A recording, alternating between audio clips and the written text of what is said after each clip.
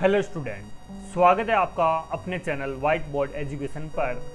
और आज इस वीडियो के ज़रिए हम 10th क्लास की मैथ स्टार्ट करने वाले हैं। ठीक है, ये 10th क्लास के लिए होगी और हम एनसीईआरटी और सीबीएसई और साथ में आरबीएसई बोर्ड की तैयारी करेंगे। ठीक है, लेकिन हम बुक कौन सी यूज़ करेंगे? हम बुक करेंगे आरबीएसई बोर्ड की बुक, जिसके अंदर देखो एनसीईआरटी के प्लस सीबीएसई के दोनों के एग्जाम्पल भी है और क्वेश्चन भी है। इससे फ़ायदा क्या होगा? देखिए, एनसीईआरटी भी क्लियर हो जाएगी, सीबीएसई भी क्लियर हो जाएगी और साथ में हमारे आरबीएसई भी क्लियर हो जाएगी। ठीक है, तो दोस्तों आप अभी से इस वीडियो को लाइक कर दीजिए, अपने दोस्तों के साथ शेयर कर दीजिए और जिसने अभी तक इस चैनल को सब्सक्राइब नहीं किया है वो इस चैनल को सब्सक्राइब जरूर कर दीजिए।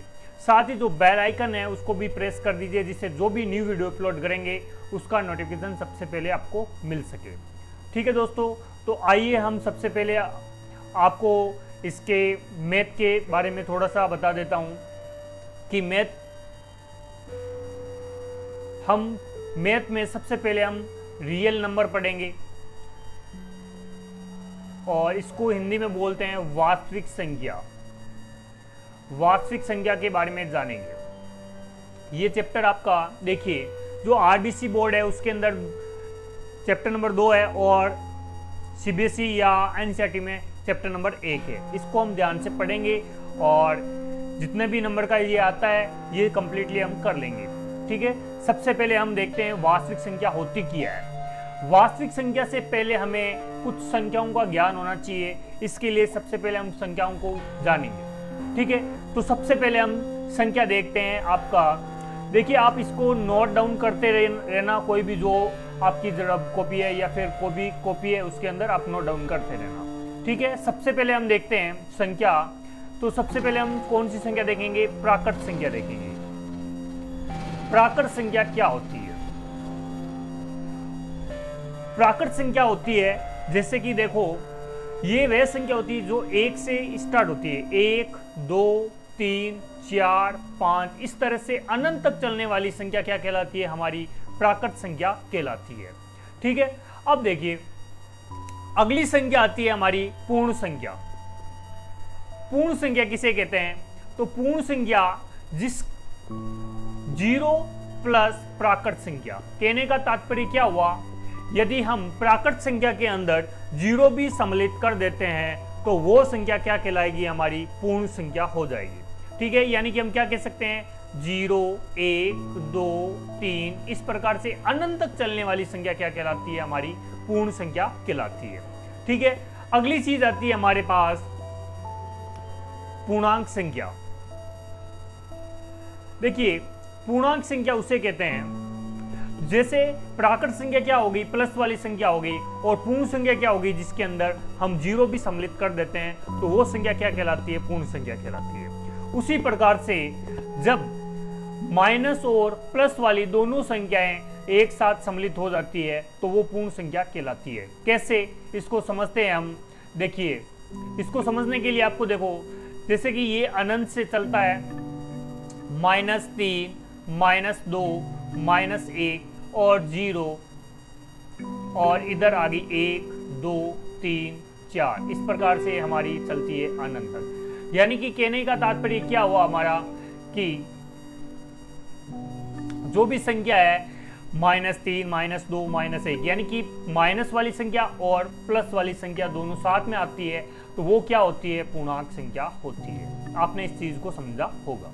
अब देखिए, हम देखते हैं हमारी अगली चीज। हमारी अगली चीज आ गई हमारा परिमेय संख्या। अगली संख्या कौन सी होगी?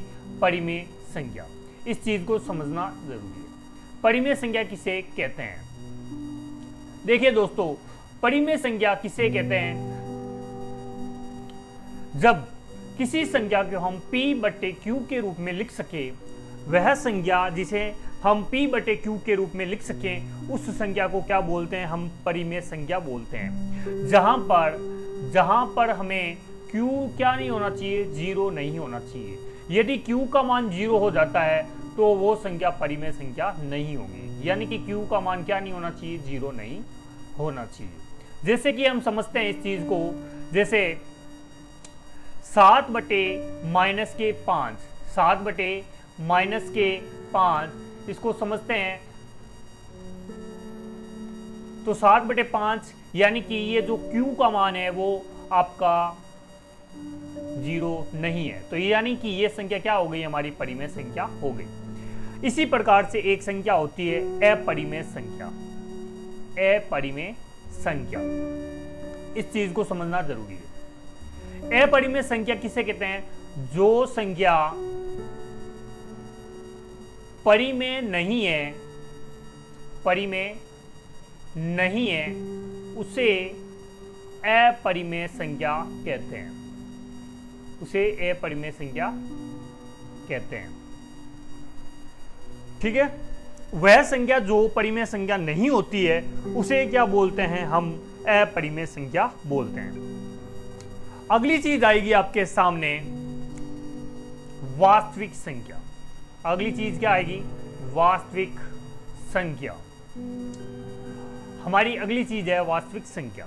देखिए वास्तविक संख्या को समझते हैं तो इसके लिए हम देखते हैं अगला पेज। अगला पेज देखते हैं।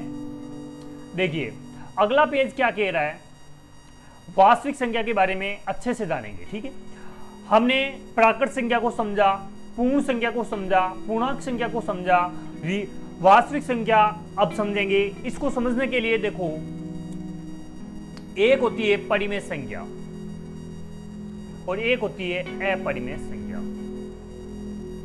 ठीक है, देखिए परिमेय संख्या में क्या होती है, प्राकृत संख्या आती है, पूर्ण संख्या आती है और पूर्णांक संख्या आती है। ठीक है, ठीक है, और पूर्णांक। ठीक है, इन दोनों संख्याओं को मिलाने पर हमारा वास्तविक संख्या बनती है। इन दोनों को मिलाने पर हमारी संख्या कौन सी बनने की, वास्तविक संख्या बनेगी। समझ में आ रहा है, यानी कि परिमेय संख्या, परिमेय प्लस अपरिमेय संख्या मिलकर क्या बनाती है, हमारी वास्तविक संख्या बनाती है। यह संख्या क्या कहलाती है, हमारी परिमेय संख्या, और अपरिमेय संख्या जो परिमेय नहीं है वो क्या होती है, अपरिमेय संख्या होती है। परिमेय और अपरिमेय मिलकर क्या बनाती है, वास्तविक संख्या बनाती है। ठीक है, इस चीज को आपने समझा होगा। अब देखिए, हम इस चीज को समझ लिया होगा आपने। अब देखिए आगे हम देखते हैं, इस चैप्टर पर आते हैं हम। चैप्टर नंबर है 2 और इसको समझते हैं। ठीक है, देखिए आपके सामने ये चीज लिखी हुई है, यूक्लिड विभाजन।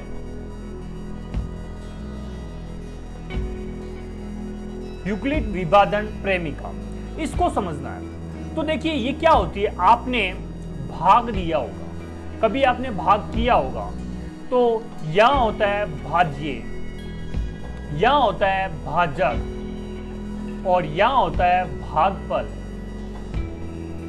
और यहां होता है शेषफल। ठीक है, इस चीज को समझेंगे हम। अब देखिए, अब काम की चीज है, ये जो चैप्टर है वो आपका यूक्लिड विभाजन प्रेमिका से ही बना हुआ है, तो इसको ध्यान से समझना पड़ेगा, अन्यथा आपको ये समझ में नहीं आएगा। ठीक है, सबसे पहले हम इसको समझते हैं। इसके अंदर क्या होता है, ये होता है भाज्य, भाज्य, भाजक, भागफल और शेषफल। इन सब में संबंध होता है, वही क्या होता है, यूक्लिड विभाजन। इनके बीच में एक संबंध होता है। क्या संबंध होता है, इसको समझना है आपको। देखिए भाज्य बराबर क्या होगा, भाज्य बराबर होता है भाजक इनटू भागफल और प्लस में क्या आ जाएगा, शेषफल।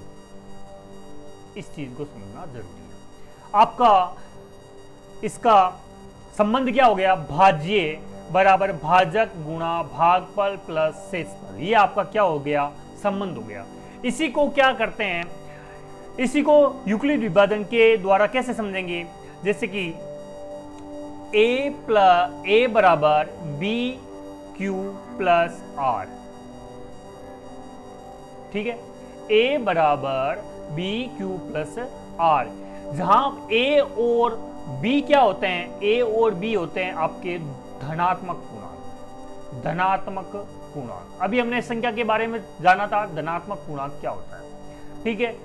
और यही संबंध है, आपको ये समझना पड़ेगा, भाजक, भाज्य, भागफल और शेषफल के जो संबंध है इन चारों में, वही क्या होता है, यूक्लिड विभाजन होता है, जहां पर ए और बी क्या कहलाता है, धनात्मक पूर्णांक होता है, ठीक है। इसके अंदर एक और होता है, 0 less than equal to R less than B, यानी कि कहने का मतलब ये हुआ कि 0 से आपका बड़ा होगा आर, 0 से तो बड़ा होगा और बराबर भी हो सकता है, लेकिन जो आर का मान है वो बी से क्या होगा, छोटा होगा। आपने इस चीज को समझ लिया होगा, ठीक है। अब देखिए, हम देखते हैं इसको आगे।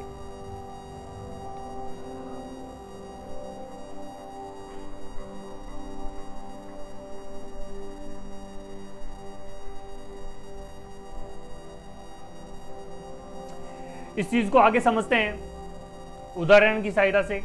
अब देखिए, इसको मैं हटा रहा हूं, इसको हटा देते हैं।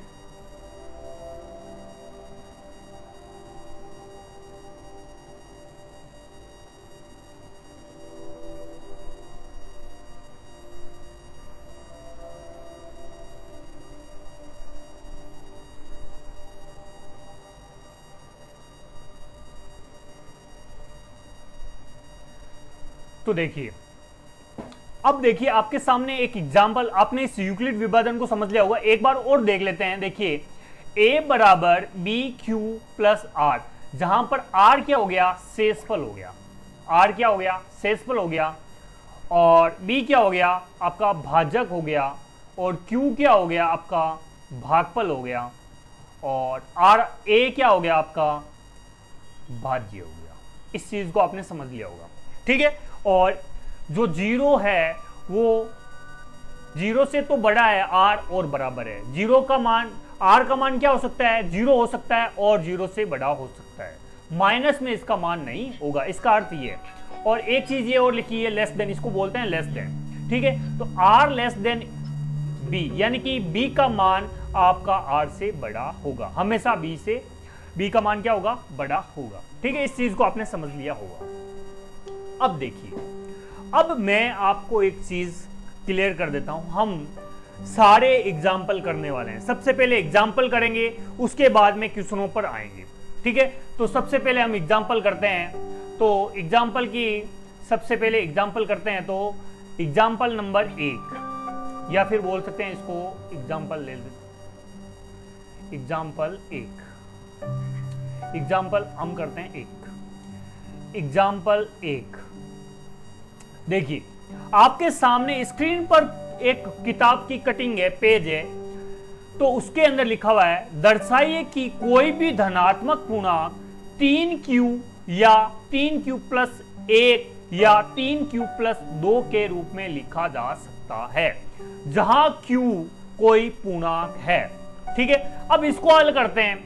देखिए, मैं अपना तरीका अलग है, हम पहले एग्जाम्पल करेंगे, और एग्जाम्पल अगर क्लियर हो गए तो आपके क्वेश्चन ऑटोमेटिकली क्लियर हो जाएंगे, उसको कराने की जरूरत नहीं है। हाँ, मैं कराऊंगा जरूर, लेकिन यदि आपको एग्जाम्पल समझ में आ जाते हैं तो आपको क्वेश्चन करने की जरूरत नहीं पड़ेगी, ठीक है। तो सबसे पहले हम एग्जाम्पल नंबर 1 करते हैं। तो सबसे पहले एग्जाम्पल कह रहा है कि 3q, इसको समझना पहले, 3q प्लस 1 और 3q प्लस 2, इस प्रकार से ये दे रखा है, रूप में लिखा जा सकता है। मतलब कोई भी धनात्मक पूर्णांक है, ये सारे पूर्णांक है, कोई भी धनात्मक पूर्णांक, कोई संख्या 1 2 3 4, उसको हम 3q या 3q प्लस 1 या 3q प्लस 2 के रूप में क्या लिख सकते हैं, इसको हम समझना है, ठीक है। तो माना, ध्यान से देखना, यदि ध्यान से देखोगे तो अच्छे से समझ में आएगा। तो क्या करेंगे, मान लेते हैं, माना, देखो ये चीज मैंने लिख रखी है, इसको समझना है। माना a बराबर ए बराबर कोई धनात्मक पूर्णांक है। ए बराबर क्या है? कोई धनात्मक पूर्णांक है। ठीक है, ए बराबर कोई धनात्मक पूर्णांक है। तो अब देखिए इसको समझते हैं। अगर ए बराबर बी क्यू प्लस आर है, ए बराबर बी क्यू प्लस आर है, ठीक है, ए बराबर बी क्यू प्लस आर है, तो ए तो हमने क्या मान लिया? कोई धनात्मक पूर्णांक है। ए तो कोई क्या मान लिया? धनात्मक पूर्णांक है। क्यों माना? क्योंकि यहां लिखा हुआ है कोई भी धनात्मक पूर्णांक को 3q या 3q प्लस 1 या 3q प्लस 2 के रूप में क्या लिखा जा सकता है? तो ए को मैंने क्या मान लिया? धनात्मक पूर्णांक मान लिया। ठीक है, अब देखिए हमें 3 के रूप में मानना है, 3 के रूप में चाहिए, 3 3 3 या 3 है, तो हम यहां कुछ भी ले सकते हैं, 3 भी ले सकते हैं, 3 से 3 का गुणज भी ले सकते हैं। तो मैंने लिया b बराबर आप 3 भी ले सकते हो, 9 भी ले सकते हो, कुछ भी ले सकते हो, यानी कि 3 का पाड़ा होना चाहिए। ठीक है, अब देखिए 3 का गुणज होना चाहिए कुल मिला के, 27 हो गया। इस प्रकार से चलता रहेगा। तो क्या लिख सकते हैं? a बराबर 3q प्लस आर, ए बराबर 3q प्लस आर मैंने लिख दिया। अब देखिए इस चीज को समझना अनिवार्य है। अब आर का मान हम 0 1 2 3 इस प्रकार से रख सकते हैं। तो अगर मैं रखता हूं आर बराबर 0 पर, तो ए बराबर क्या हो जाएगा? 3q प्लस 0, यानी कि ए का मान क्या हो जाएगा? 3q हो जाएगा। ए बराबर 3q प्लस 1, यानी कि ए का मान क्या हो जाएगा? 3q प्लस 1 हो जाएगा। यदि ए बराबर 3q प्लस 2 रखता हूं तो ए बराबर 3q प्लस 2 हो जाएगा। यानी कि कहने का मतलब है कोई भी धनात्मक पूर्णांक हो उसे हम 3q प्लस 1 और 3q प्लस 2 के रूप में लिखा जा सकता है। ठीक है, आपने इस चीज को समझा होगा। अब देखिए, अब हम एक इसकी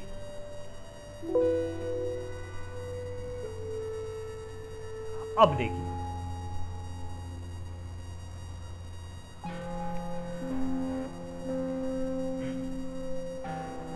अब इसको मिटा देते हैं हम।